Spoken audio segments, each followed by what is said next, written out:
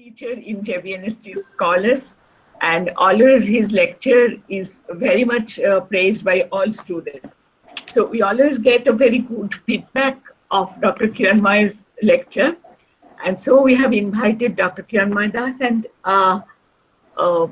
he will be presenting his work today, his lecture for you. I just want to introduce you as Dr. Kiranmay Das. He's a student of Calcutta who started his graduation in Narendrapur Ramakrishna Mission College with statistics honors, and after that he did his master's in ISI, Indian Statistical Institute. Then he did his PhD in Pennsylvania State University, and after that he also did his postdoc work in Pennsylvania State University, and also in he was also an assistant professor in Temple University, Philadelphia. Kiranmay has a vast experience in teaching. He was in Temple University. After that, he was in Presidency College. And again, after that, he is now in Indian Statistical Institute, where he is an associate professor. I think it will be a great experience for you to enjoy his lecture today. আর তোমরা তো সবাই জানো যে mathematics, statistics, total আমরা যেমন বলি physical science, chemical sciences, mathematical sciences, সেই জায়গাটা একটা বিরাট জায়গা। আর ম্যাথমেটিক্স, স্ট্যাটিস্টিক্স সবকিছুই, এবং আজকের দিনে যে কোনো কাজ করতে গেলে, যে কোনো এক্সপেরিমেন্টাল ডেটা অ্যানালাইসিস করতে গেলে, বা যে কোনো আমাদের সেই ডিএনএ সিকোয়েন্সিং থেকে শুরু করে একটা যে কোনো স্ট্যাটিস্টিক্সের data analysis is a very important thing. সেই জন্য আজকের লেকচারটা আমার মনে হয় তোমাদের খুব ভালো লাগবে। কিরণময় কিভাবে এই সমস্ত জিনিসগুলোকেই অ্যাড্রেস করে আজকের লেকচার দেবেন। আর কিরণময়কে আমি খুব ধন্যবাদ জানাই যে আজকে যখন আমরা ফিজিক্যালি লেকচারের অ্যারেঞ্জ করতে পারছি না, তখন আমাদের এই জুনিয়র স্কলাররা যারা প্রায় 134 জন এসে গেছে এখন, আর প্রত্যেক দিনই ওরা ভীষণ উৎসাহের সঙ্গে লেকচার শোনে। তো আজকে কিরণময় ওদের জন্য লেকচার দেবে। কিরণময়কে আমার অনেক আন্তরিক ধন্যবাদ এবং প্লিজ কিরণময়। থ্যাংক ইউ মৈত্রী দি, থ্যাংক ইউ JBNSTS থেকে আমাকে ইনভাইট করার জন্য। It's always a pleasure to talk at JBNSTS and to interact with the students who are really excited to learn something new. And every time I give a lecture, I learn something new also. So very good afternoon, everyone. As you can see, the title of my talk today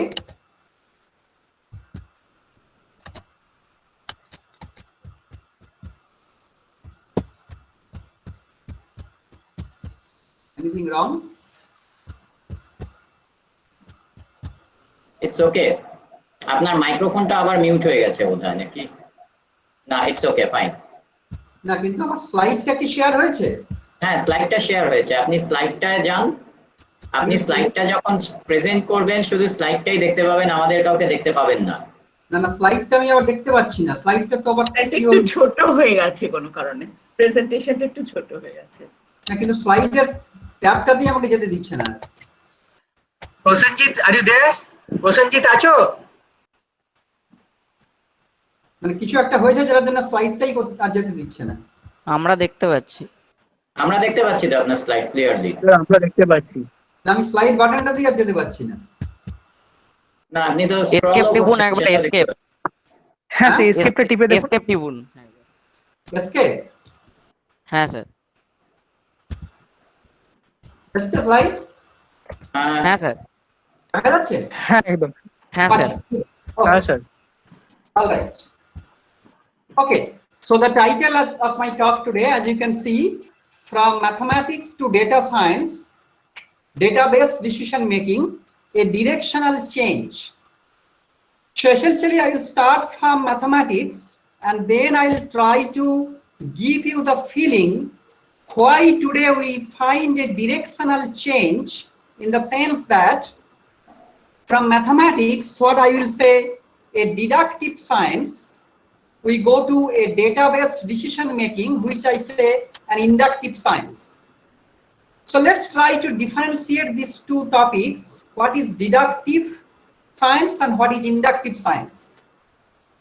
So in deductive method, we start with few statements and the goal is to prove them logically. That's exactly how we learn mathematics. So if you can recall earliest of your childhood, when you first started learning geometry or algebra or anything, you basically started with a statement and the goal was to prove it logically. For example, you learn this statement that if you have a triangle and if you add the three different angles of a triangle, you will get 180 degree. So that's a statement, and then the goal was to prove it logically. So you start with any arbitrary triangle, and then your job is to prove logically that if you add three angles of the triangle, you will get 180 degree. So if you go through that, that's basically the logic. So entire thing is based on the logic. So logic is the authority here, and mathematics is typically a deductive method. So most of the mathematical theorem, results that you learn, this is the basic idea, that you have to start with a statement and then you have to prove it. But when you prove it, you have to prove it logically. However, the inductive science, on the contrary, it starts with many observations of nature, and the goal is to establish few powerful statements on how the nature works. So again, just recall what you did in the deductive method. You had a statement and then you proved it. But once you proved it, the proof was logical. So after you prove that three angles of a triangle add up to 180 degree, then if I throw an arbitrary triangle, you really don't have to worry whether those angles will add up to 180 degree, because that is the proof. Proof is done. Inductive science is different. You start with observing the nature, and then based on your observation, you need to prove something, a few powerful results, how the nature works. And if any idea, any single idea conflicts with a single observation in nature, the idea must be changed or it must be abandoned. And I will give more examples. So this is the basic difference between deductive science and inductive science. Okay. Let's go to some examples of inductive science. We all know that sun will rise in the east tomorrow morning. Well, can you prove it? What is the proof that the sun will rise in the east tomorrow morning? Why you are so confident that tomorrow you will find the sun rising in the east and not in the north? All crows are black. Can you prove it? Well, you can say that I have seen thousands of millions of crows and all of them are black. But that's not a proof. That doesn't tell you that after 10 years from now, you will not find a crow which is white in color. Another example from mathematics. We all learn in our childhood. If I multiply plus by minus, I get a minus. So multiply plus 5 by minus 4, you get minus 20. Why? What's the proof of it? 1 plus 1 equals to 2. Do you know the proof? Anybody knows the proof of it? Any idea? Have you ever seen the proof of it? Why 1 plus 1 equals to 2? Why plus into minus equals to minus? Why minus into minus equals to plus? Sir, the first one, I kind of know the proof to the first one. Why a plus into a minus is a minus. That's a kind of intuitive idea. That's the kind of thing that you can feel using reflection and using something else. But no, sir, I can kind of give an algebraic proof of it. All right.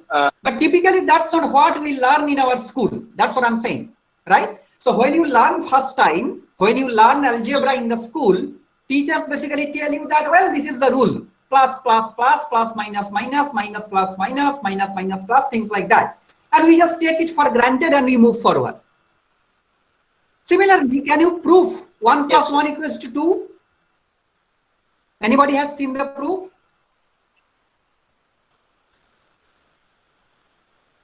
1 plus 1 equals to 2. We learned in our childhood, earliest of our childhood. But why? Well, this is a very difficult proof, let me tell you. If you study number theory, if you study mathematics number theory, in the master's level, MSc level, you will find the proof of it. Very difficult proof, very complicated proof. Well, that's not the point. The whole point is, do we really care the proof of it? Do we really care for it? In other words, suppose I learn today how to prove 1 plus 1 equals to 2. 5-page proof, very complicated, very difficult proof. But once I learn that, well, I just get the benefit, I just enjoy it. If I have a fascination towards mathematics, I just get a pleasure, I just enjoy it. But it really doesn't help me to contribute anything to the society. Well, people really know 1 plus 1 equals to 2 and that's good enough for them. So the moral of the story, the point I want to make here, in real life, we hardly care for the proofs of the very obvious or well-known fact. We gain knowledge based on the inductive science. So if I ask my student 1 plus 1 equals to 2, why? The answer will be, that's what I have seen in my book, that's what I have seen in my notes, that's what I have seen everywhere, so that's why I believe it. In other words, we take it for granted because we have seen it everywhere. Okay, so that's exactly what inductive method is. So let's start with the deductive method again. The goal of my talk is I will start with the deductive method and then I will show what are the problems in the deductive method, how that problem somehow can be overcome by inductive method, but then inductive method has its own set of problems. Okay, so let's start with the deductive method. The Greeks knew that a triangle with sides 3, 4 and 5 is a right angle triangle. But they did not know in general the relation between these numbers. So as we all know, Pythagoras was the person who first proved the powerful result, what we say the ABC conjecture, a square plus b square equals to c square. And he said that if you have 3 numbers like ABC satisfying this equation, then essentially those are 3 different sides of a right angle triangle. In other words, for any right angle triangle, the sides will satisfy this equation, a square plus b square equals to c square. Very good. Then Pythagoras claimed that every real number is either a whole number or the ratio of 2 whole numbers. That's what he claimed. Remember, he did not prove it. He proved a square plus b square equals to c square. We have the proof of it.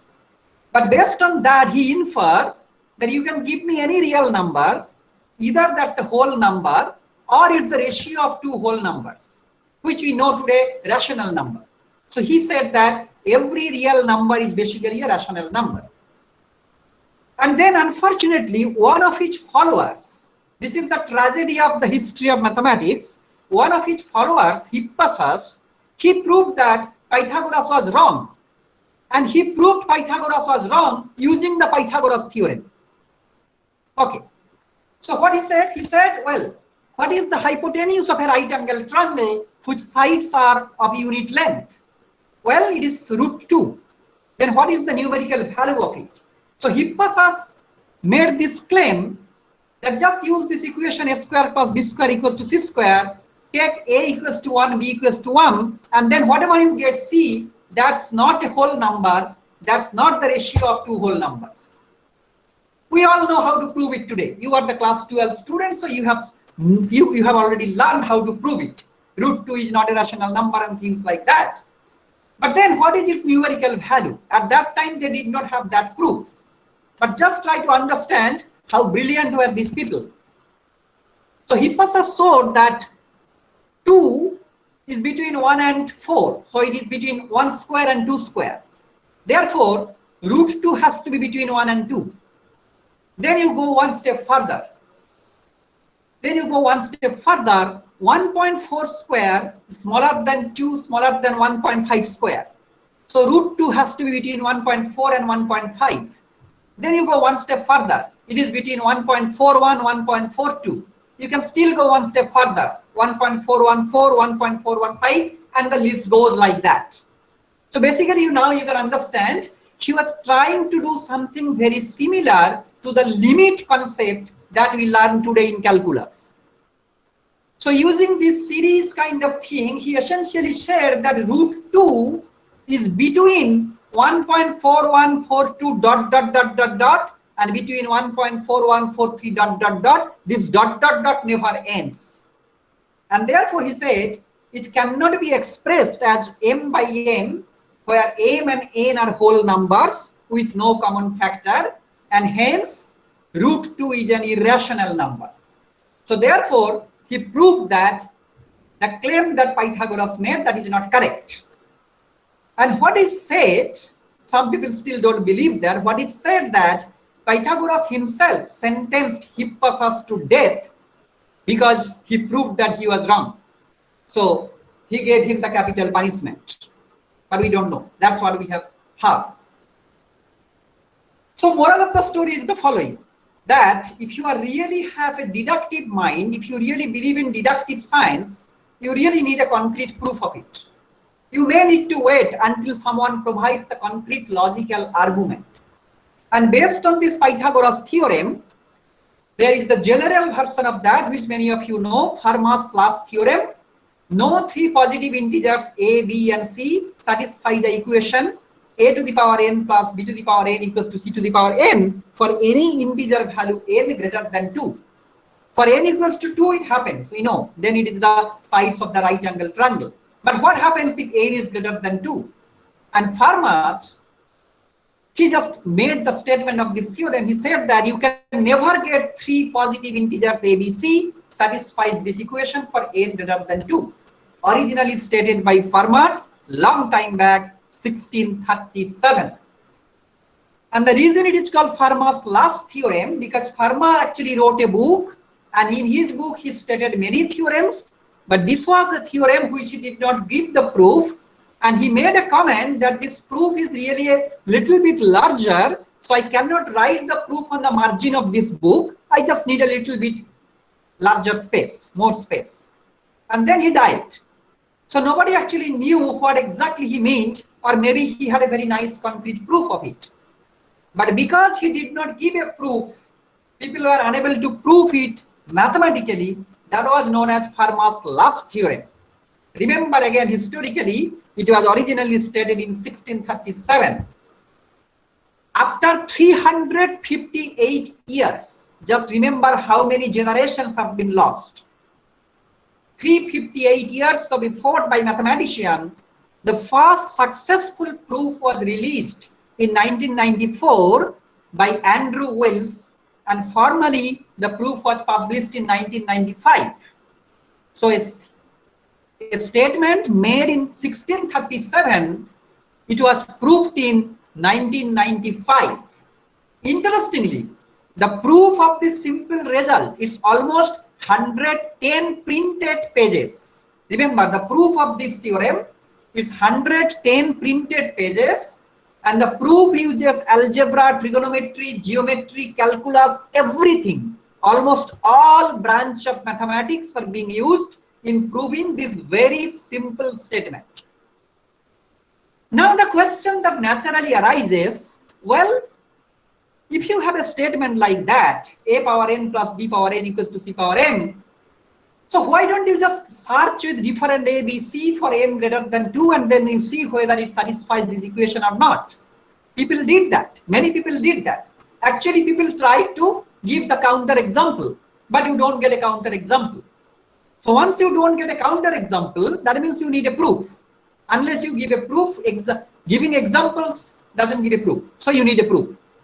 So this is the problem in deductive science, that you really have to wait a long time. Long time means really long time, maybe more than 400 years, until someone provides a concrete logical proof. Okay, now let's come to the inductive method. So that this is precisely the reason many of our scientists, because you see, suppose you have a problem today. Today we are going through the pandemic system and we have some problem, we really need to solve a problem. So if you really need to solve a problem, and if you really have to wait for 400 years, it's basically as good as not solving the problem. Okay? So sometimes people really need the solution immediately. I need a solution to my problem immediately. So inductive method can do that. Inductive method will do what they will do. They will just observe, they will collect data, they will have lots of information, and based on those information, they will just give you some inference, powerful result. But what is the problem in that? This is precisely the point. What are the problems in inductive method? Deductive method, only problem is you have to wait for a long time. Inductive method, you get the result immediately, almost immediately, but there is problem. Okay, so here is an example from the famous book by Nassim Nicholas Taleb. He gave this example. He said, suppose out of 10,000 terrorists, you somehow find that all of them are Muslims. Suppose this is your data. Suppose you are a politician, you are some policy maker, and you just found that out of 10,000 terrorists, all of them are Muslims. Based on that, do you conclude that almost all terrorists are Muslims? Or you conclude almost all Muslims are terrorists? Because you see, you have 10,000 terrorists, all of them are Muslims. So you are in trouble. What is the correct statement? Possibly many of you are thinking that the correct statement is obviously maybe the first one. Second one definitely cannot be the conclusion, no way. First one can be, but unfortunately that's not the case. Because you see, you don't know the total number of terrorists in the world, and there are almost 1 billion Muslims in the world. So based on that, based on the information that you have, 10,000 terrorists, all of them are Muslim, you really cannot say anything. You really cannot infer anything. You cannot infer almost all terrorists are Muslims, nor you can say almost all Muslims are terrorists. So your data essentially tells you nothing. What you can say at most, what you can say, we have not seen any non-Muslim terrorist. Please be careful about your wording. Based on the data, you can only say, we have not seen any non-Muslim terrorist, or terrorists are normally Muslims. These kind of things you can say, but don't say all terrorists are Muslims or all Muslims are terrorists. No way. This is the example that he wanted to give in his book. But this is the problem that we always have, specifically in this time, pandemic, or throughout the year. After a routine cancer checkup, a doctor will say, stop worrying, we have evidence of cure. Why? The doctor replies, because the scan is negative. So you know, when there is a patient suffering from cancer, there are some regular checkups, the doctor will do some scan, and if the scan shows you positive, that means you have cancer. If the scan is negative, then you don't have cancer, things like that. This is something that we always understand. So when a doctor says that you are fine because the scan is negative, unfortunately, a negative scan implies no evidence of disease. That's exactly what he said. But it cannot imply evidence of no disease. It's basically very interesting to see. Negative scan implies there is no evidence of disease. I don't have any evidence of cancer. But that does not mean that I have evidence of no cancer. Completely two different things. So, scan negative can tell you that I don't have any evidence for cancer, but that does not tell you that I have the evidence of no cancer. Similarly, absence of evidence of the benefits of mother's milk is not same as evidence of absence of the benefits of mother's milk. Sometimes people don't pay much attention to these things, and then we are really in deep trouble. What exactly it means? So always remember, scan negative means no evidence of disease, but it doesn't mean evidence of no disease.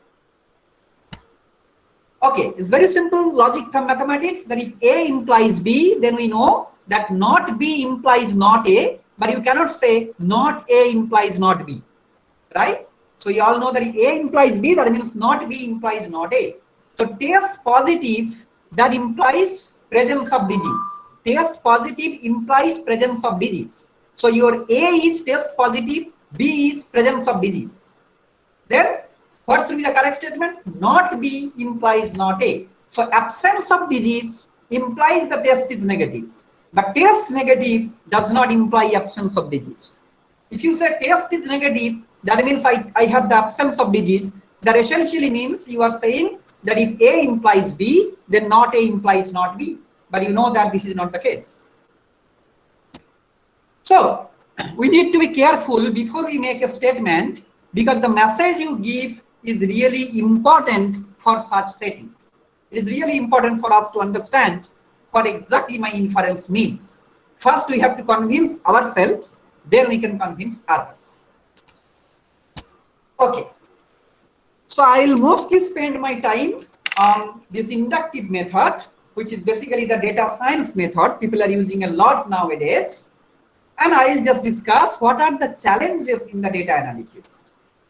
As we all know, typically data contain a lot of hidden information. Most of them are hidden, some of them are not clear. So we really have to understand something from the data. The question is, anybody can collect data nowadays. Mostly data are available in the internet. You can just go to Google and get a lot of information. How to analyze a data set? Is it really easy or it's very hard? So the goal of inductive science is to draw inference, is to draw decision based on the data. However, a thorough analysis of the data is absolutely necessary. And many important decisions are made based on the findings from the data analysis.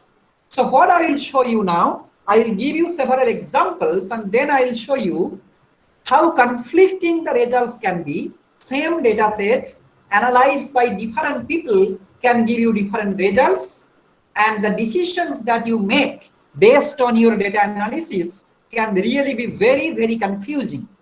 So instead of providing any service to the society, your data analysis can actually confuse people and can give a lot of pain to the people. Okay, so this is my favorite example, drug testing example. This is a famous study, and this was reported by Food and Drug Administration. Do you know what is Food and Drug Administration? FDA? Anybody?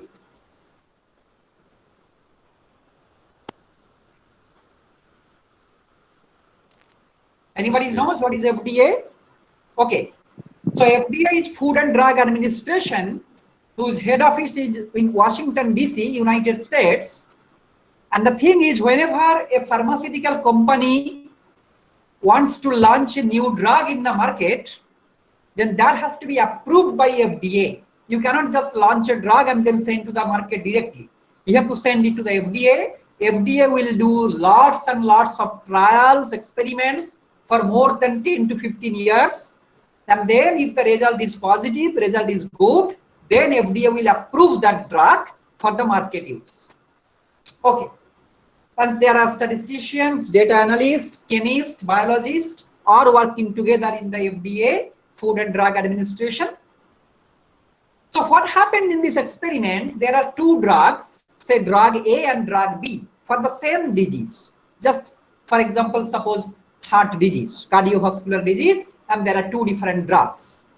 FDA asked Harvard Medical School and Stanford Medical School to carry out the test. That means they essentially gave drug A and drug B to both the schools and then requested them that you do your clinical study, you do your medical experiment, and let us know which drug is more effective than the other. Then essentially we'll recommend that drug. Here is what Harvard reported. So what Harvard did, Harvard applied drug A on 200 people, and for 50 people, it actually worked. The drug helped. So for Harvard, drug A was effective for 25% of the time. However, drug B, they applied only on 10 people, and it worked for 5 of them. So they just did the simple arithmetic, very simple calculation. So 5 by 10, 50% of the cases it works. So Harvard reported that drug B is twice as effective as drug A. Drug B is twice as effective as drug A, 50% effective drug B, 25% drug A. Here is what Stanford reports. Stanford, on the other hand, applied drug A on less people, drug B on more people. You see, Harvard did the other way around. They applied drug A on more people, drug B on less people. Stanford just did the other way around. They applied drug A on 10 people, and for 1 person it helped. So 10% case it helps. Drug B was applied on 200 people, and for 40 cases it helps. So again, 20% of the cases it helps. So even the Stanford report the same thing, that drug B is twice as effective as drug A, just like what Harvard did. Drug B is twice as effective as drug A. So you see, there is no way that you can protest, because in one study, less number of people was given drug B, more people was given drug A. In the other study, just the other way around, but both the study reports the same thing. Drug B is twice as effective as drug A. So what they did, they sent their report, they sent their analysis to FDA. And what FDA did is the obvious thing. FDA just added this table and that table, and then got the combined table. So FDA shows that in total, both Harvard and Stanford, drug A was applied on 210 people, 10 people here, 200 there, and it worked for 51 people, 50 here, 1 there. And for drug B, again, it was tested on 210 people, but it helped for 45 people, 40 from here and 5 from there. That means if you add these two tables, you see that both the drugs are being applied on 210 people, but drug A was more effective because it helped 51 people, drug B helped only 45 people. So FDA reported that drug A is better than drug B. You just see the contradiction.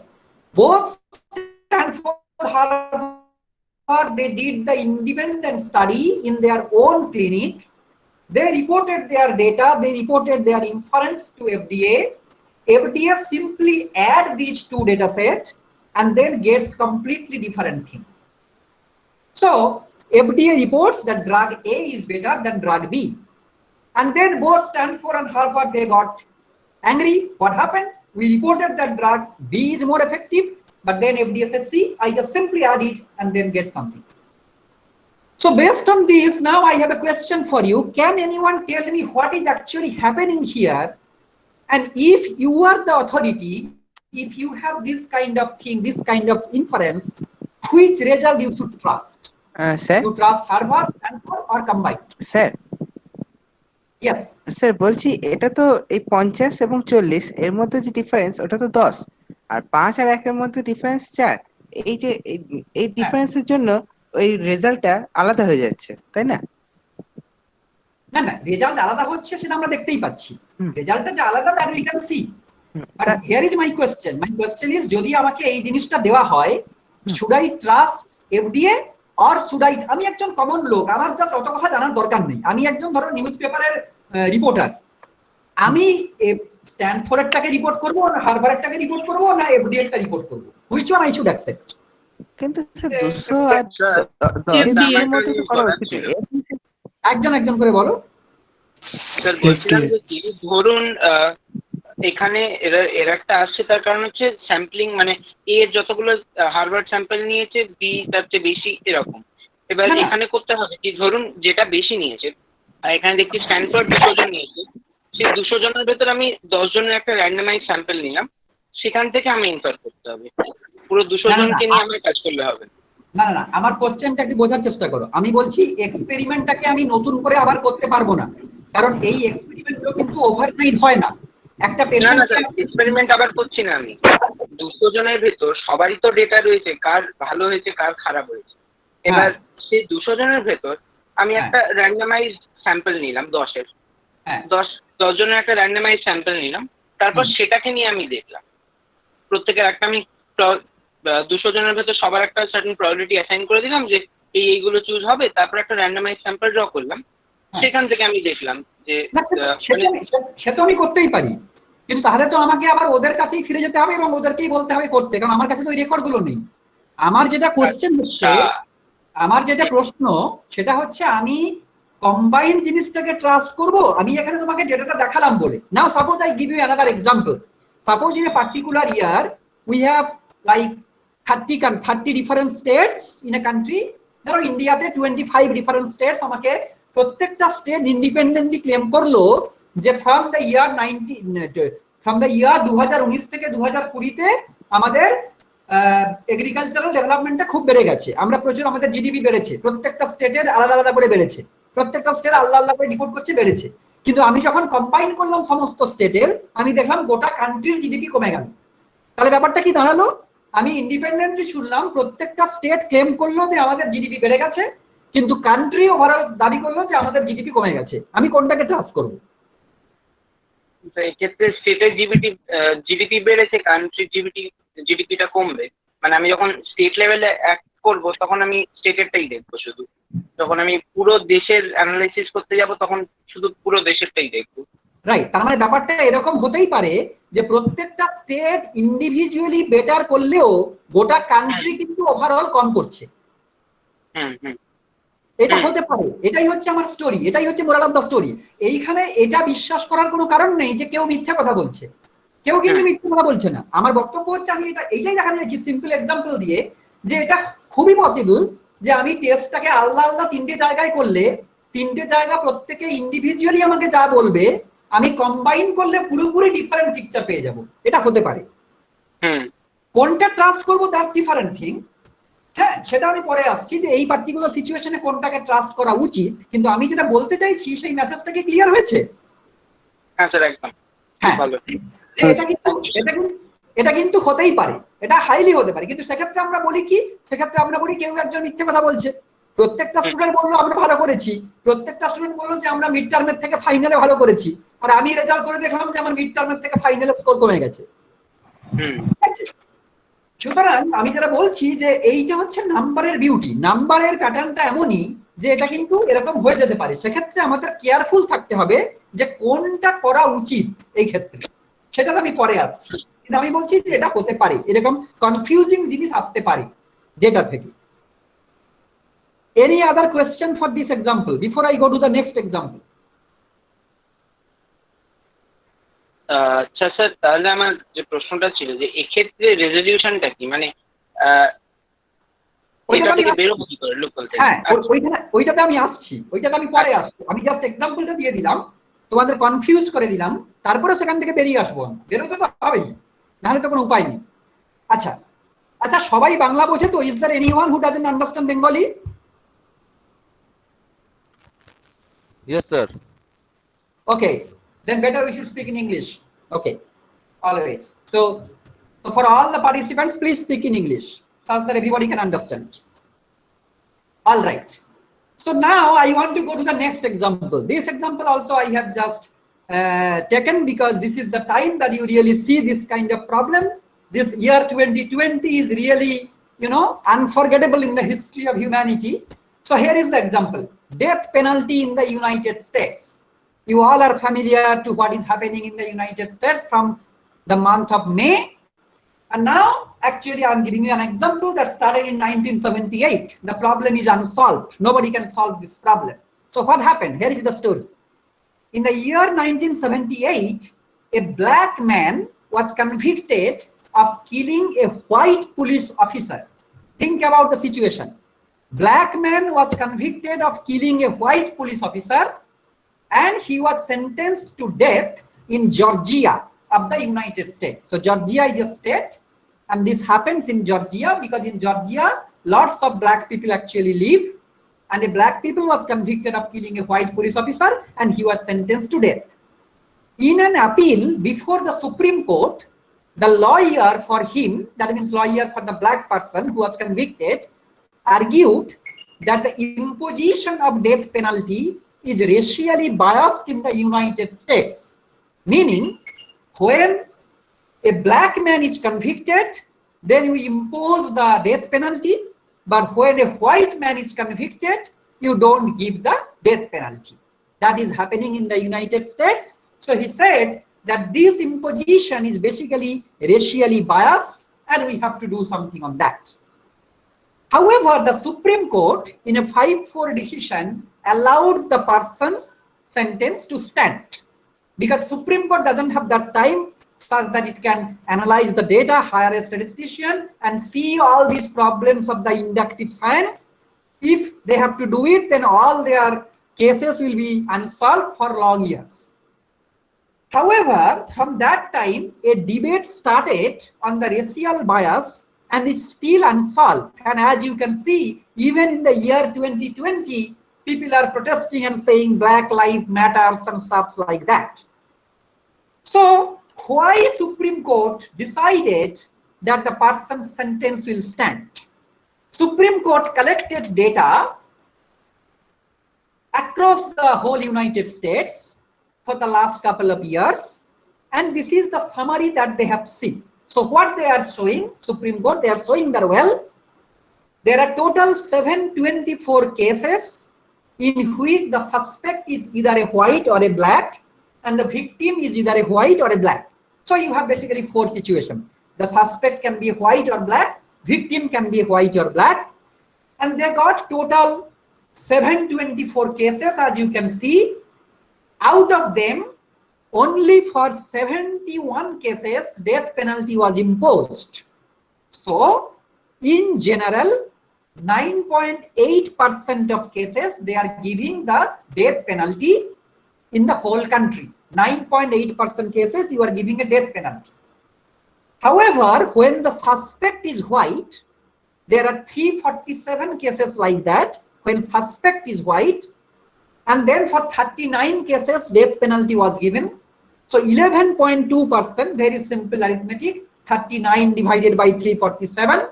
So 11.2% of cases, you are giving death penalty when the suspect is white.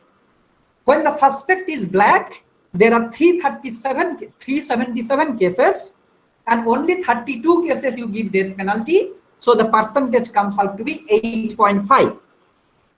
So what Supreme Court argued was that, well, my total death penalty is 9.8%. When the suspect is a white, I am giving it 11.2, which is higher than the average. When the suspect is black, I am giving lower than the average. So how can you say that I am giving more death penalty when the suspect is black? It's just the other way around. Maybe I am giving more penalty to the white. So don't say that it is racially biased. If it is racially biased, it's the other way around. I am giving more penalty to the white.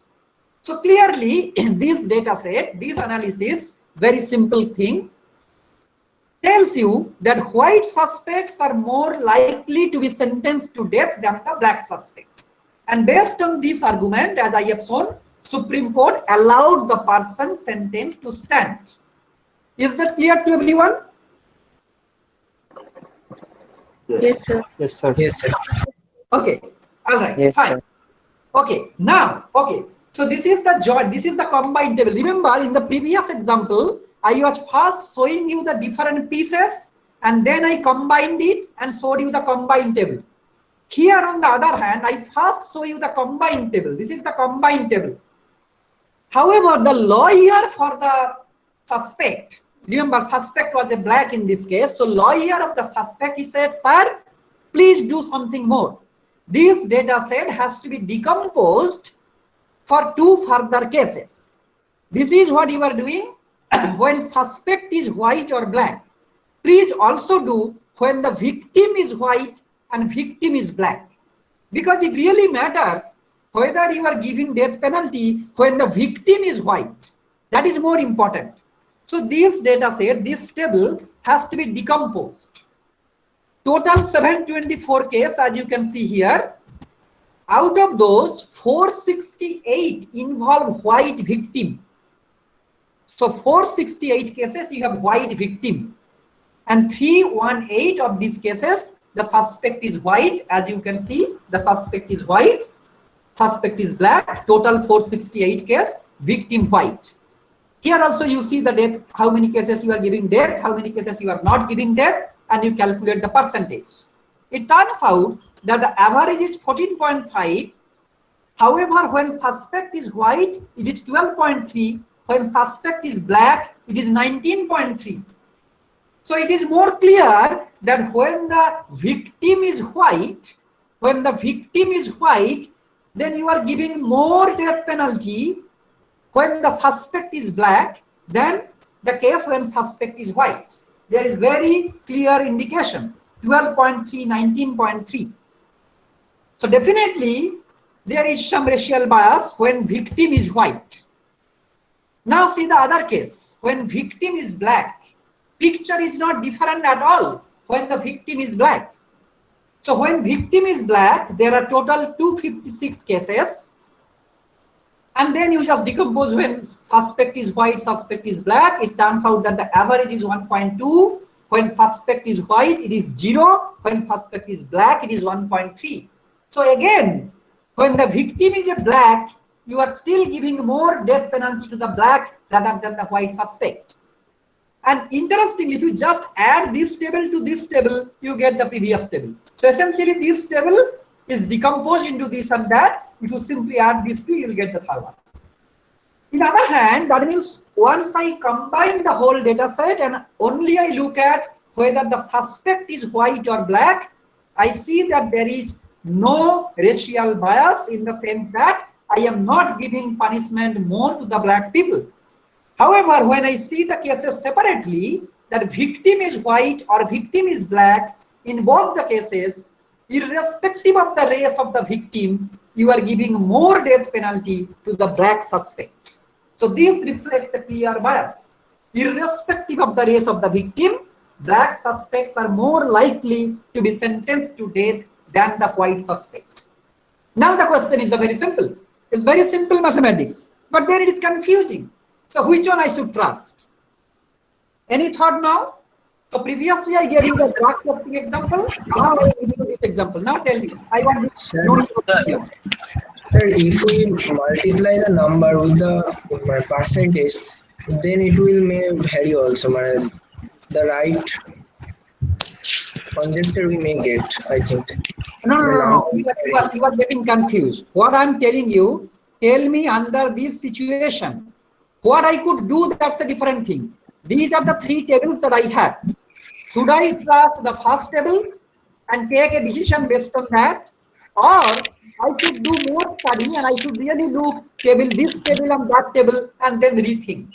Whether I should look at the combined table or I should look at the marginal tables. So we should look at the decomposed data. Why? Sir, can I say something? Sure, please. Sir, in this case, we know definitely that the victim is white.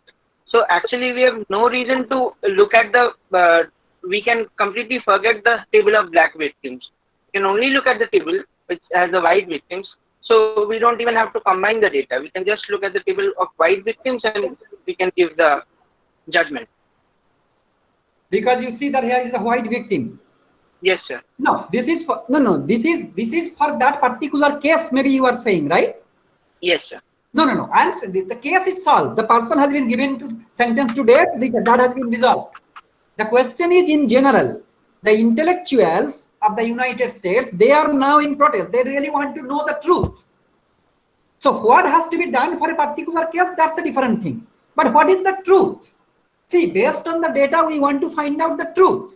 What is the truth? The death imposition of the death penalty, is it racially biased or not? That is the question. So what should be the answer? This is the thing. What do you think?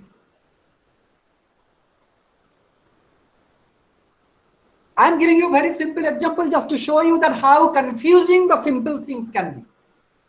When I was giving you the other example, you have many opinions. But what is your opinion on this case? Whether this is, yeah, please. Sir, in this case, can you show the second, the decomposed one second, please? This one or this one? Yes, sir. Sir, here in the next one, we can actually see that the number, actually blacks tend to murder blacks. So, yeah. And actually, here you can see white tends to murder white. White tends to murder white. Same thing. Yes, sir. So,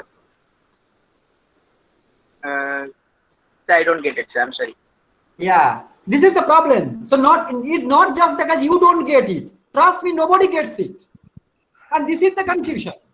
That I have very simple data set, but whether I should get this, whether I should report this one, or I should report this and that. So if I have the Sure. combined tree, I get something. If I have the decomposed table, I get just the diagonally opposite thing. At the end of the day, what is the solution? How can I take the decision?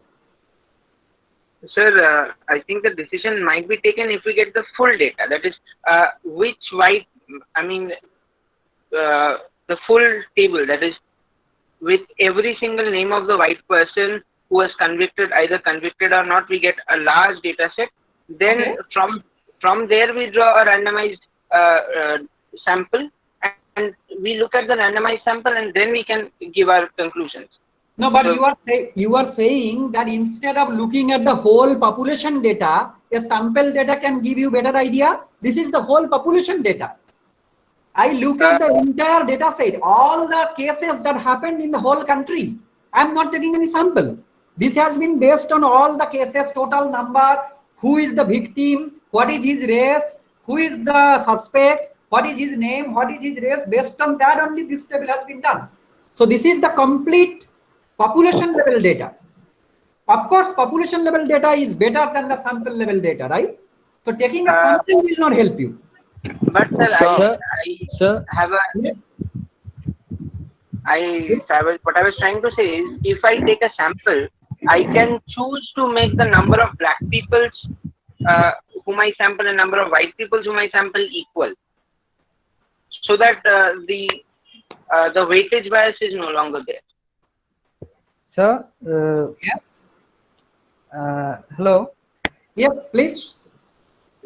I think we should consider the situation also. I mean, various things can drive a murder. So let's suppose that I am a black man and I have killed you, and I might kill you for thousands of reasons. So and a white man might kill a black man for thousands of reasons. Yeah. So I think we should take similar cases that the motive is quite almost or similar, so that we can make the situation equal.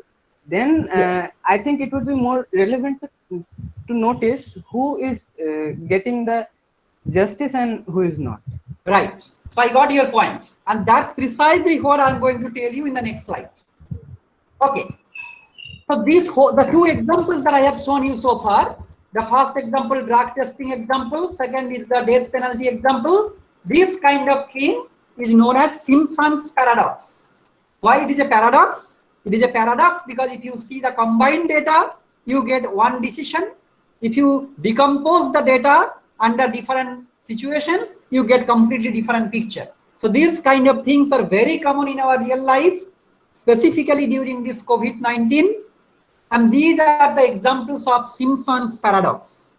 So the key point is, simple things are not really simple. If you look at the murder case, the death penalty case, as you mentioned, what's your name? I don't know. So something is happening here. What is happening? Maybe white tend to murder white and black tend to murder blacks. Maybe death penalty is imposed far often when the victim is white. It might be the case that when victim is white, then only death penalty is imposed, or maybe the case is recorded at all. It might happen that when the victim is black, it's not recorded. Nobody pays attention. So you really need to study the more detail. So this kind of thing, neither this table nor this table is good enough to make a decision. The problem is more complex. It is a socio-economic level problem.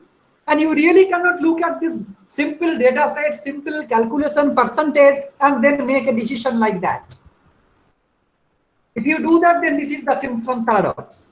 So what do you have to do? You really have to need to study the problem in detail. You have to get a lot more information and try to understand the problem.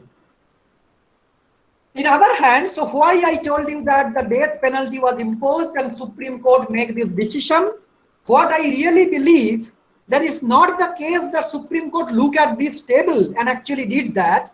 They did it because they had a belief that when suspect is black, possibly the death penalty is the best decision that you can have.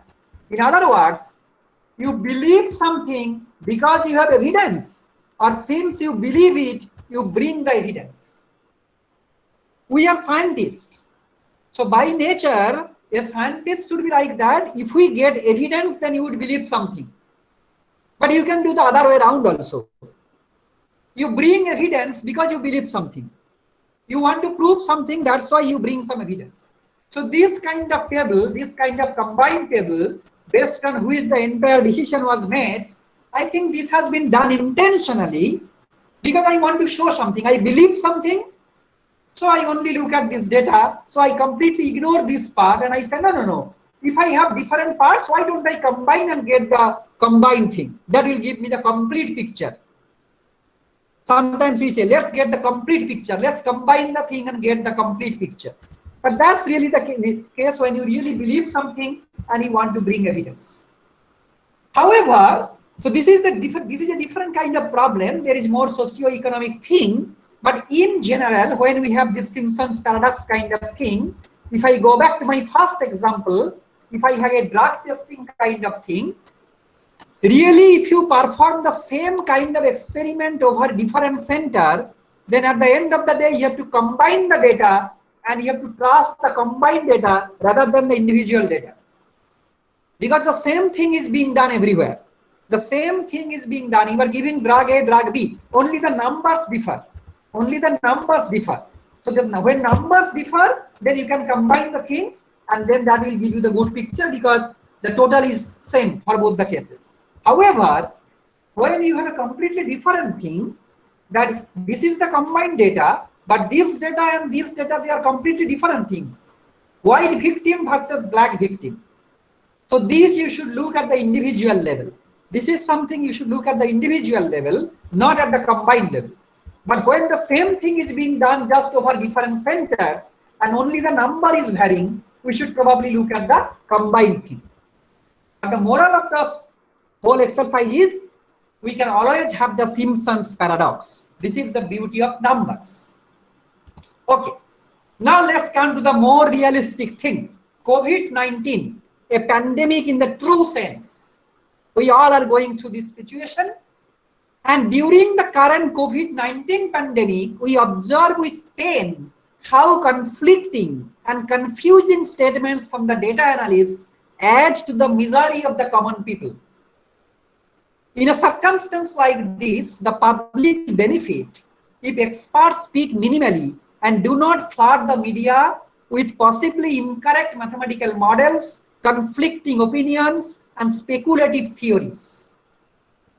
What we believe, common people will be better prepared for the worst scenario if they are less confused and do not suffer from false optimism given by the data scientists. And I will give you two examples from the Indian context during this COVID-19.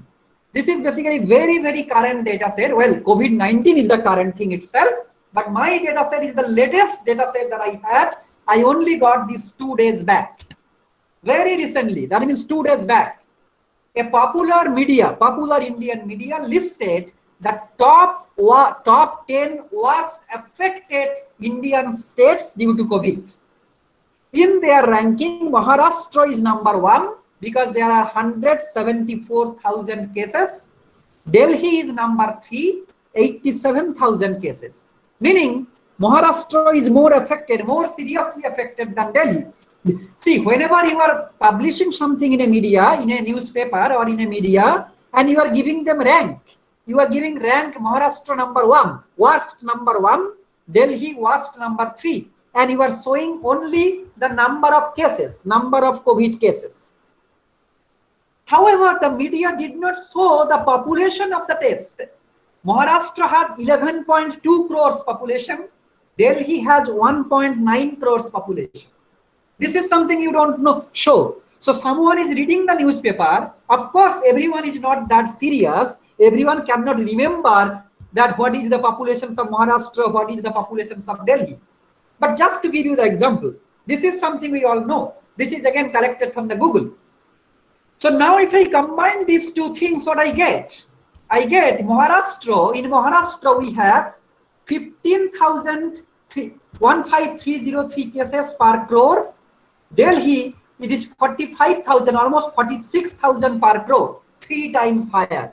So in your ranking, Maharashtra is number 1, Delhi is number 3, because you are only looking at the number of cases. But once I divide that, once I look at the number of cases per crore, Delhi is 3 times more serious than Maharashtra. So unless this is shown, people may be confused and they may think that Delhi is safer than Maharashtra. Again, I'm not saying that everyone will think like that, but if someone casually looks at this news, that in the ranking Maharashtra is number 1 and Delhi is number 3 with these figures, this is almost the double of it. So of course, but however, if you just do this other way around, you see your ranking actually changes. So whenever you do this ranking, you have to be careful. Second examples, many of you also know that. Sir, Yes, please.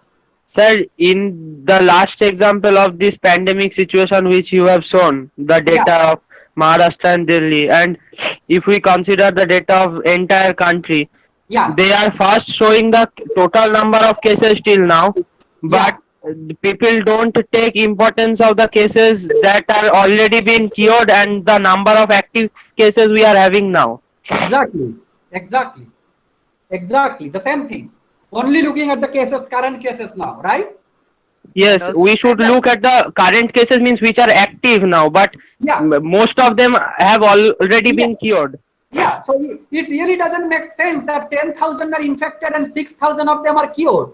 So those 6,000 are basically normal now. We should only look at the remaining 4,000. Yes, sir. Yeah. So that's what I'm saying. This kind of confusing data really adds pain to our life. We really don't know the truth because the reported cases are so confusing that you really don't know what is happening. Okay. Sir? Yes. And there is also that they does not see how much tests have been done and test per victim. No, test per population we know. Test per 1 million population, that is being shown. How many tests, the total number of tests and total number of tests per 1 million population, that is being shown. No, sir. Like in South Korea and America, when the corona has started, the number of corona victims was too much in South Korea rather than America. But it was due to that too much tests have been done in South Korea, not America. Yes, that's what I'm saying. So, and that's exactly what Donald Trump said, that if we do more tests, we will get more numbers. So that's why it's better not to do more tests. Sir. Yes. Sir, and we should also look at the population of the country in total. Absolutely. We are having around 130 to 140 crore people, and with respect to that, if 20,000 or 21,000 people die, that is next to negligible with respect to the population of the country. Absolutely. That's why you should always look at the number of deaths per population, number of cases per population, or number of deaths per victim. Okay, all these things. That's what I'm saying. That's exactly what my example is. You should not only report that these many cases in Maharashtra, these many cases in Delhi. Don't forget the population. It's almost, 6 times higher. Okay, so that's exactly the reason. Once I look at the per crore thing, it's just the other way around. Okay, let's go to the next example. In May 2020, the famous medical journal, one of the world leading medical journal, they published an article stating that experiments have shown that application of hydroxychloroquine, an Indian drug, is not at all effective for COVID. Rather, it makes the condition worse. Well, you can say that it is not effective. There is nothing wrong in that. That is yet to prove. But what they said, it makes the condition worse. Remember, this is one of the world leading medical journal. As soon as they published this article, what happened? World Health Organization, they immediately recommended not to use hydroxychloroquine at all for the COVID patient. And that created a panic among the common people and a controversy in academia. Why panic? Because many people are taking that on the regular basis. On many patients, it has already been given. So now if you say that if you give this drug, conditions will be worse. That essentially means the patients who have already received it, their conditions is going to be worse. As soon as they publish this result, and as soon as World Health Organization decided that they will recommend not to use this drug, scientists from all countries, various countries, including India, and essentially one of my colleagues, one of my ex-teachers also, Professor Rajiv Karandikar, who is currently in Chennai Mathematical Institute, many of them, they actually wrote letters to the editor of their journal and asked for the data and the analysis based on which the paper concluded this. See, you say that experiments have shown, show me your data, tell me how you did the experiment.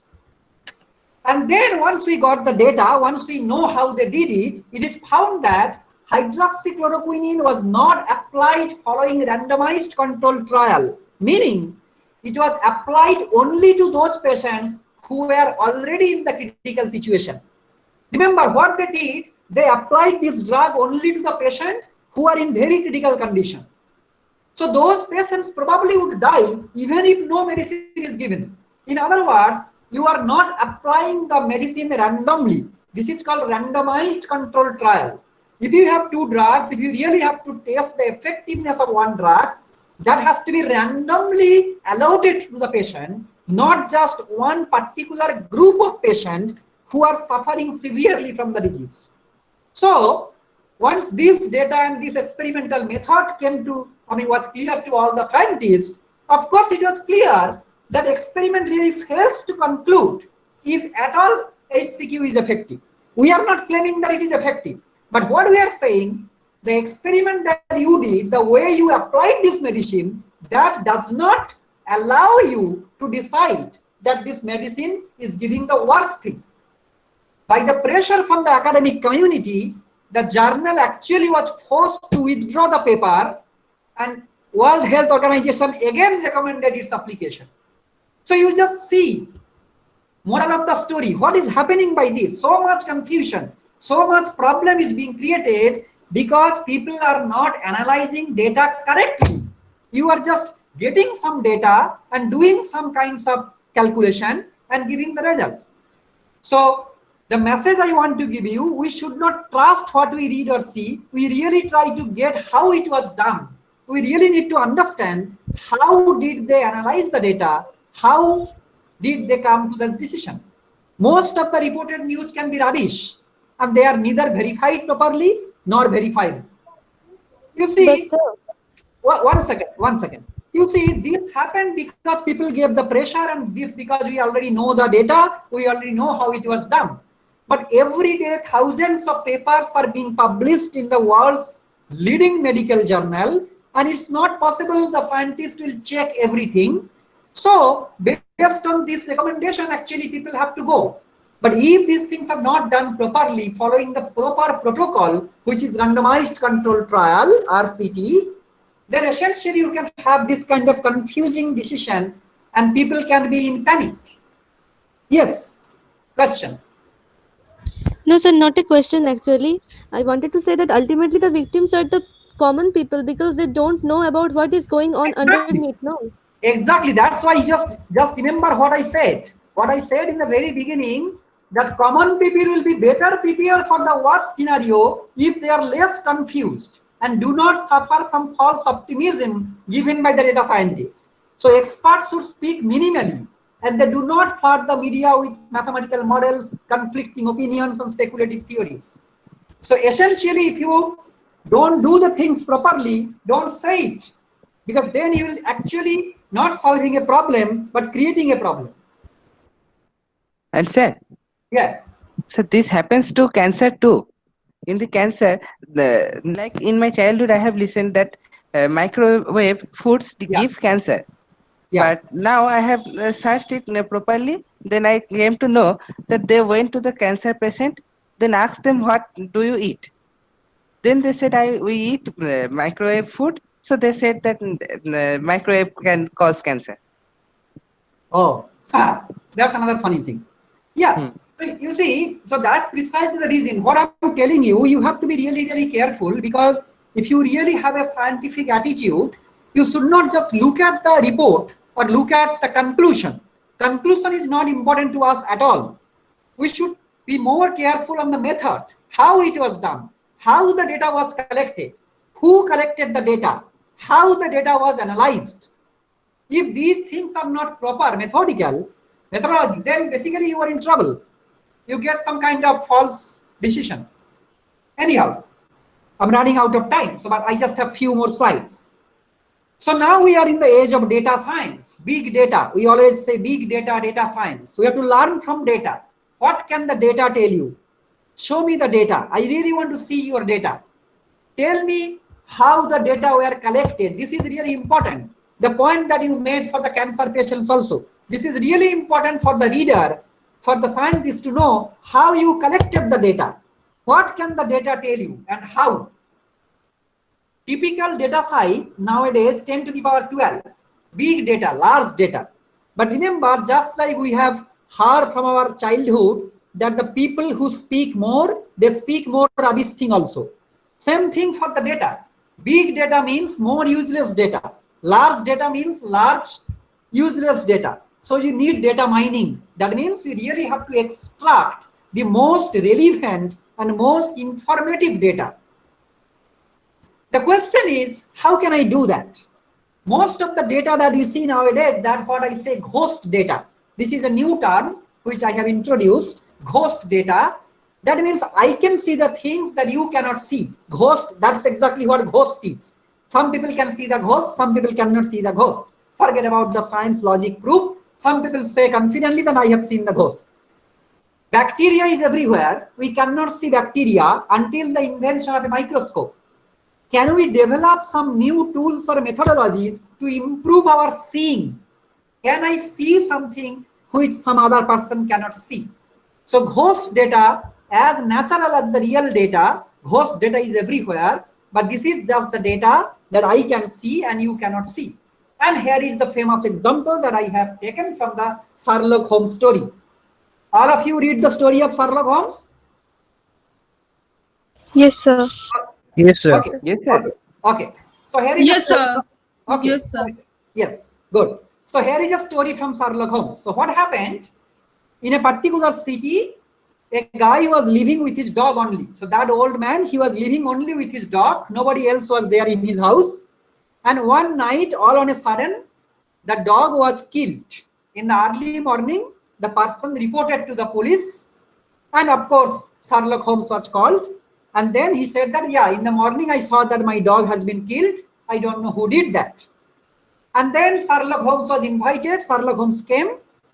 And then Sherlock Holmes actually asked all the neighbors and also the individual, also the owner, that what happened? What did the dog do at night? Everyone said the dog did not bark at all.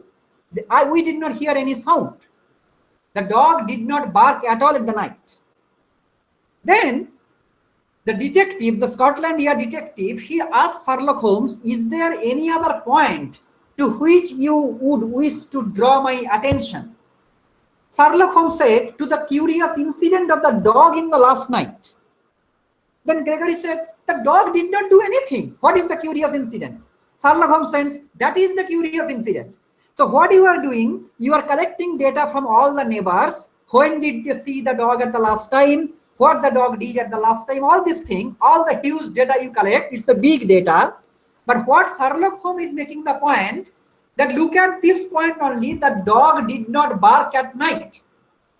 So if a stranger would come, if a stranger would try to kill him, the dog would definitely bark.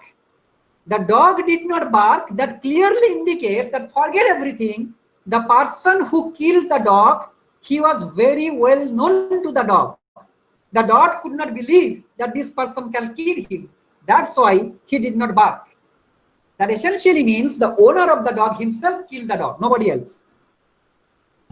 So once you look at this, remember this is the data that is there, but you have the eyes to see that data. So once you look at the data, you get the solution. So dimension of the solution space is greatly reduced. You really don't have to analyze the whole data set. You have the huge data, you only look at the particular thing that can tell you anything. That's why I said it is ghost data. I can see the things which you cannot see. So the goal is to improve the scenes. How can you see something? This is an example of ghost data. Once you figure out how to see the ghost data, many problems can be solved with less effort, with less time. Okay, so here is the summary of my talk. Deductive method is very good. Deductive means again the usual mathematics that we learn, that we teach in our school. They are definitely very good, but many times it fails to give the exact result, or you might need 1,000 years to prove something. So if you have a mathematical brain, if you have really a knack for mathematics, it's good. You can get pleasure, you can be impressed, but society really has not much benefit from it unless it has some practical implication. However, inductive method is good. You can get the immediate result. You have the data, you have the access to the data. You can do the inference very quickly, but you have to be very, very careful on your statement and the numbers that you are using. So never claim that you solved a problem. You can only solve a problem by creating 10 new problems. This is absolute truth in the mathematical science. Whenever you solve a problem, that actually opens 10 new problems. So never claim that you have solved a problem, just like what Pythagoras did.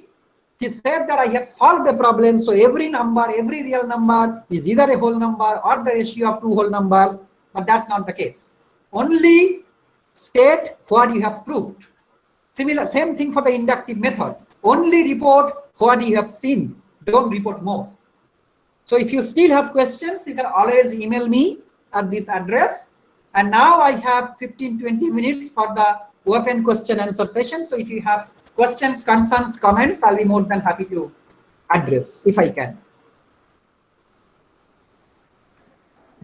Sir, in that data of that crime where black and white victims were there, what if we take that only those cases where the victims were of different race, like white victims, black suspect, or black victim, white suspect?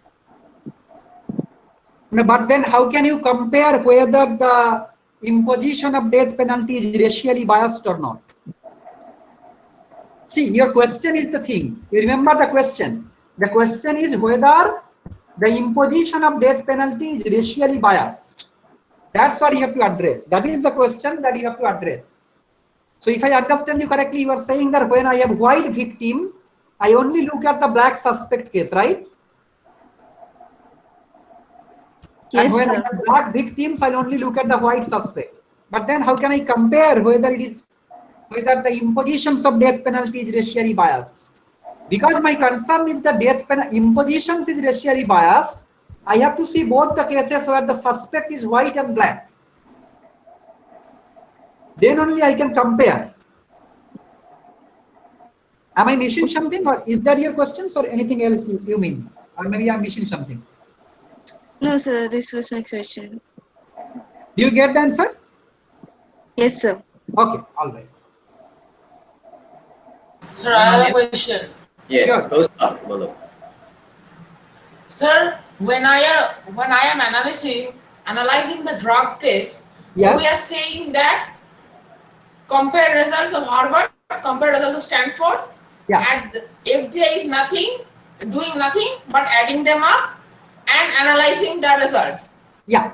But this is leading to a type of problem, and the totally opposite type of problem is being found when we are analyzing the murder case. When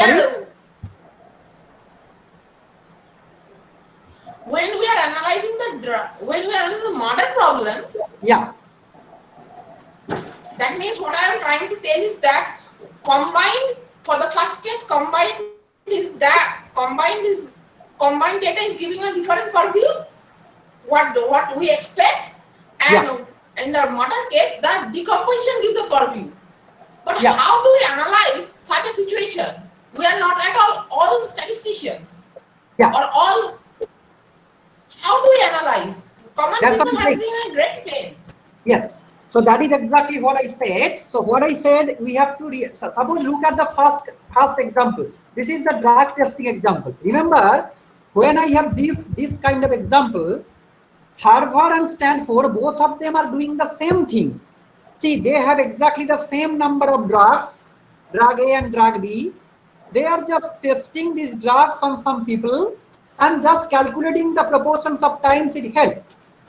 Essentially, exactly, they are repeating the same experiment in two different laboratories. Only difference is they are getting different numbers. That is correct, because you don't expect that you will get exactly same number of participants. What I can tell you, when you test a drug, it's a clinical trial, you actually need volunteers who will come to test the drug. You are testing it. You don't know whether it has an adverse effect.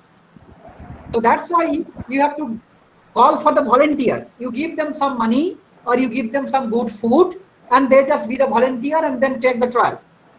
So because of that, these numbers change. 200 here it is 10, but essentially same operation, same thing is being done.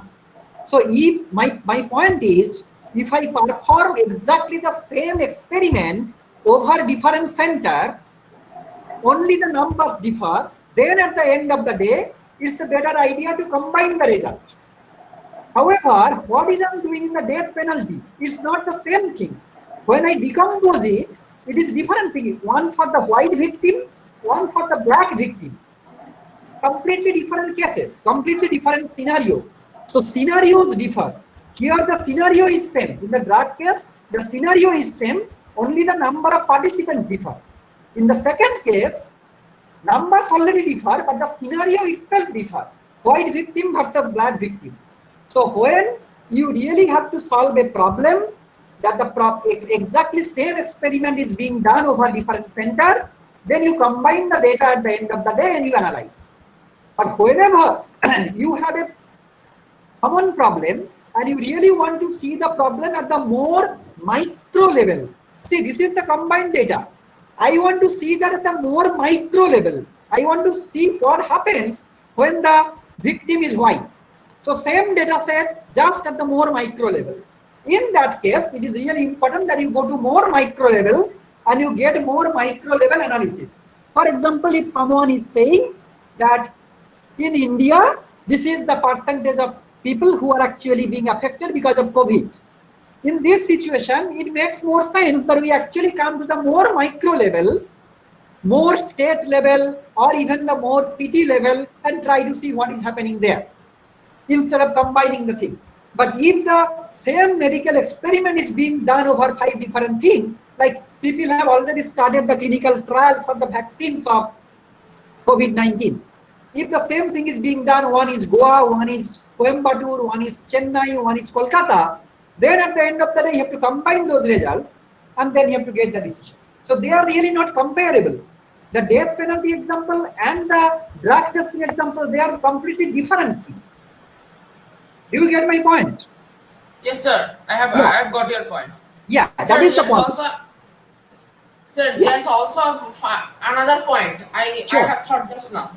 Sure. That when we are actually analyzing that what you have said, that collecting volunteers. Yeah. That's also not totally what we know in statistics and randomized control. You cannot randomly select volunteers. Yeah. We are specifying conditions, but that's not random. We are imposing constraints. Yes. So why we call that a randomized trial? It is not at all random. No. Randomized trial is in a different context. See, volunteers is something that you don't have any control. You cannot make a sample from the whole population and then you cannot force those individuals to come for the test. To be very honest, if the government of India tells me today that yes, Dr. Das, we are doing a test for vaccines for COVID, we want you to be a volunteer, I will think 5 times before I go. Okay? So that's the same for everyone. So you really cannot force everyone to go. Whatever you get, suppose you get 10 people. Well, you get 10 people and then you see that out of these 10 people, 5 of them are almost young people, young in the sense they are age below 40 and remaining 5 of them are below or above age 50. Something like that. You partition them into 2 groups. And then for both the groups, you give the drug to almost equal number of patients. Maybe 3-3 or 3-2 or something like that. And that you do randomly. You don't give this medicine to a person who is, you cannot do like that. Out of 10 people, you are giving one drug only to the older people and you are giving another drug only to the younger people. That you cannot do. Randomly you allocate the drug among the volunteers, but the volunteers are not random itself. That cannot be. If that could be done, that would be the ideal situation. But of course, there are some limitations, unfortunately. So randomized control trial is the situation that you allocate the drugs randomly among the volunteers, which actually these people did not do. They only applied hydroxychloroquine only to the people who are in critical situation. That was the problem. Sir, I am Anshumante. I have a question for you, sir. Sorry? Sir, I have a question for you. Sure, please. Yes.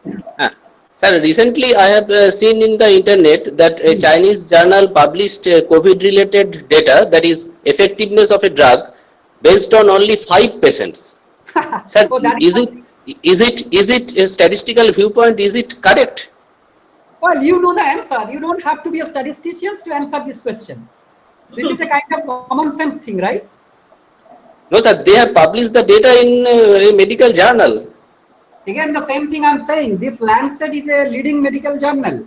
Even they publish this thing. Sometimes people have to, see, when the editor publishes something, it's not always possible for him to verify each and every step. Sometimes people are really in a hurry and they have to publish something. So that's yes, why sir. That is why I am asking, sir. Yeah. That's why my advice was, when you read something, you see something, you just don't focus on the conclusion. You have to really see the experiment, how the experiment is being done, how many samples they took, whether they did it randomly, whether the methodology that was being used for analyzing the data itself is convincing, correct at least. Correct or incorrect, statistically that's a different thing, but at least whether it's convincing. As you can see immediately, only for 5 patients, how can you test whether a drug is effective or not? Doesn't make any sense. So no matter who did it, how did it. So of course, just because it is published doesn't mean that I have to believe it. Yes, sir. Thank you, sir. And that is that will happen actually throughout our generation, because now we are really in the age of inductive science. We'll have lots of data, lots of this kind of thing, and immediately we'll see the consequence of it. There will be lots of problems. So we have to be careful. That's what I think. Sir, yeah. When we are speaking of that inductive science versus the deductive science, we consider mathematics as deductive science. Pure mathematics. But yes. Pure mathematics. But no, we generally don't get confused. Statistics, data science, that's also mathematics, but that's an applied mathematics. The pure mathematics, number theory, algebra, abstract algebra, those are pure mathematics. That is deductive method. Yes.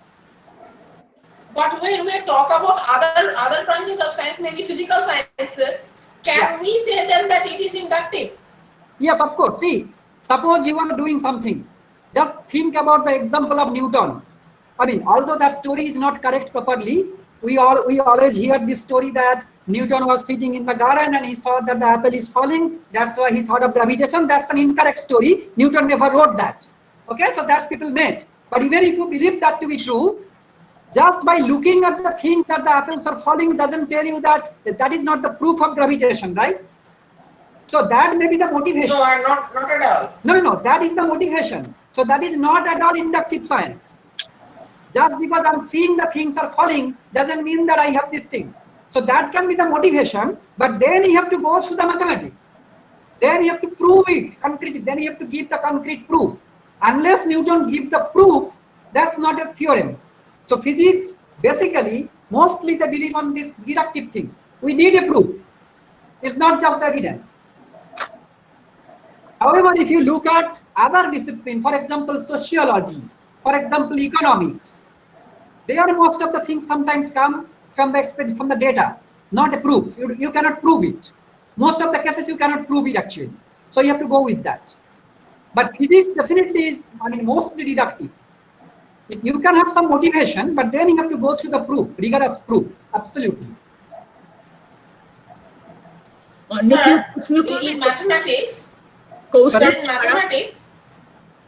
Yes. when we generally taken some axioms. Right. That's what we have learned in geometry. We have taken some axioms and we have deduced everything that we know from the axioms. Okay. And that is we have read. But and for example, in physics, in physics and other subjects, we generally do not focus on this axiomatic system of learning. We have this say n axioms.